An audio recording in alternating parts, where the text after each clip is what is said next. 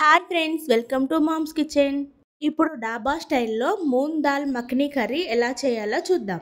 దీనికోసం 2 గ్లాసులు రాత్రంతా నానబెట్టుకున్న పెసర్లని కుక్కర్లోకి వేసుకోవాలి. ఇందులో 3 గ్లాసుల వాటర్ యాడ్ చేసుకొని 4 లవంగాలు, దాల్చిని చెక్క వేసుకొని స్టవ్ ఆన్ చేసుకొని ఒక 3 నుంచి 4 విజిల్స్ వచ్చేంత వరకు ఉడికించుకోవాలి. పెసర్లని ఇలా మెత్తగా ఉడికించుకొని పక్కన పెట్టుకోవాలి. ఇప్పుడు స్టవ్ ఆన్ చేసుకొని ఇంకొక ప్యాన్ పెట్టుకొని ప్యాన్ హీట్ అయిన తర్వాత 2 టేబుల్ స్పూన్ల నెయ్యిని వేసుకోవాలి. ఈ కర్రీ నెయ్యి వేసుకొని చేస్తే చాలా బాగుంటుంది. నెయ్యి ఇష్టం లేని వాళ్ళు ఆయిల్తో కూడా చేసుకోవచ్చు. ఇప్పుడు ఇందులో 1 స్పూన్ జీలకర్ర, కరివేపాకు, ఉల్లిపాయలు వేసుకొని ఫ్రై చేసుకోవాలి. ఉల్లిపాయలు కొద్దిగా ఫ్రై అయిన తర్వాత ఇందులో 2 కట్ చేసి పెట్టుకున్న పచ్చిమిర్చి, వెల్లుల్లి ముక్కలు వేసుకొని ఫ్రై చేసుకోవాలి. ఇందులో వెల్లుల్లి వేయడం వల్ల కర్రీ టేస్ట్ చాలా బాగుంటుంది.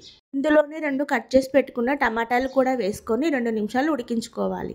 టమాటాలు కొద్దిగా ఉడికిపోయిన తర్వాత ఇందులో 1 స్పూన్ ధనియాల పొడి, రుచికి సరిపడా కారం, ఉప్పు వేసుకొని కలుపుకోవాలి.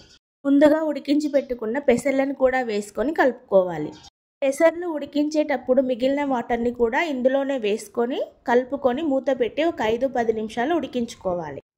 కర్రీ దగ్గర పడిన తర్వాత ఇందులోకి కొద్దిగా కొత్తిమీర, 1 స్పూన్ నెయ్యి వేసుకొని స్టవ్ ఆఫ్ చేసుకోవడమే. డాబా style moong dal makhani curry ready. ఎంతో హెల్దీ అండ్ టేస్టీ రెసిపీ. ఇది రైస్లోకి, చపాతీలోకి, నాన్లోకి పర్ఫెక్ట్ రెసిపీ. ఇలాంటి మరిన్ని రెసిపీస్ కోసం మా ఛానల్ని సబ్స్క్రైబ్ చేసుకోండి. Thanks for watching.